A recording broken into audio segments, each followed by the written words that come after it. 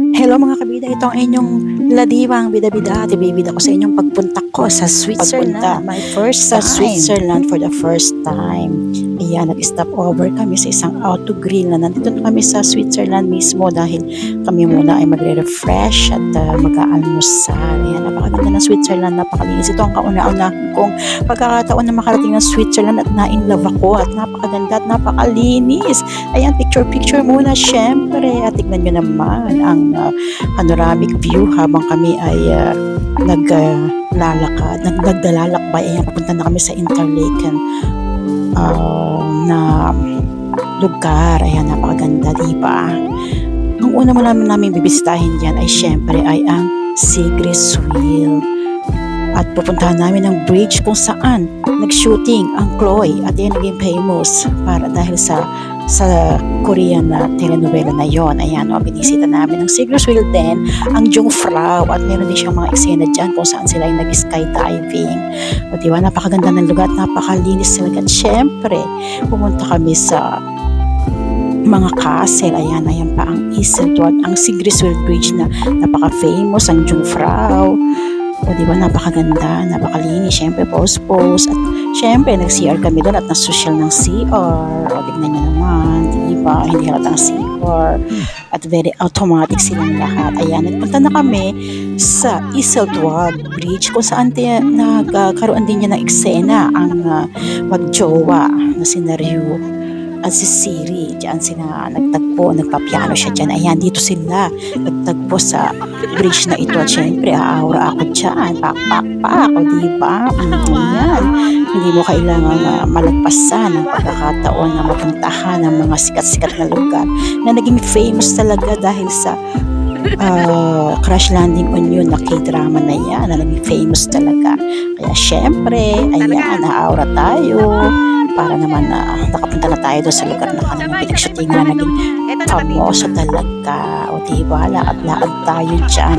Binilisan ko lang yan. O diba, ayan yung papunta na kami sa Interlaken yata dyan. Basta pupunta pa kami sa isang lugar at doon ay magpipicture-picture pa. Basta ang mga pinupuntahan namin ay mga lugar kung saan nag-shooting ang Chloe at naging sikat talaga yan, kaya namin pinuntahan. At napakasaya ko dahil napuntahan ko ang lugar na to na pinapanood ko lang. Pero ngayon, ito na, o diba, nakatapak na ako. O diba, o ayan. Ang ganda na kanilang terminal dito na station. Napakalinis talaga ng lugar na to. Wala kang makikitang kalat. Napakalinis na talaga. Ayan, papunta na kami yan dito sa Lucerne City.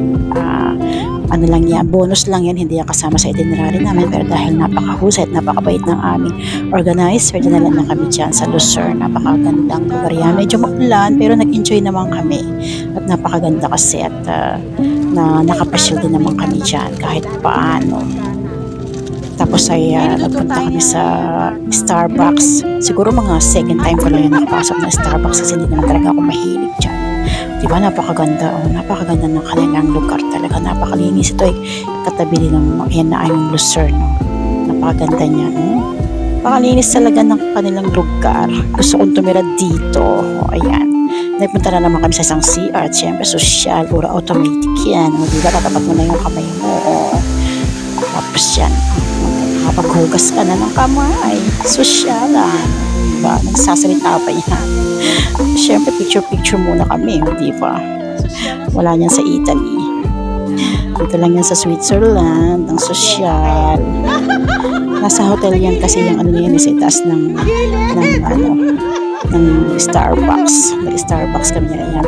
Palis na ulit kami. Ayan ay nakakilala ko lang yan. Nakasama sa biyahe.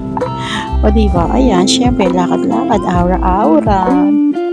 Ito ay yung mga another additional na aking video sa aking pamamasyal na ito. At salamat sa aking mga videographer at photographer. Napakadami nila. At ako yung nag-iisa lang na nagbabiyahe pero hindi ako natatakot magbiyahe na mag-isa dahil alam ko naman sa bawat biyahe ko ay may makikilala akong mga tao na magiging kaibigan ko at magpipicture sa akin kahit mag-isa lang ako, diba? O ayan, sila nagpipicture sa akin. Mag-isa lang ako nagbiyahe dyan. Pero may mga nakakakilala ko na mababait naman at ako'y pinipicturean. Di ba? Ayan, nabibidyo pa. Napakaganda na experience ko na to, kaya naulit ng paulit-ulit to. Ayan ang aking mga picture, nagagandahang mga picture. Yun lang, babus. Enjoy watching. Till next.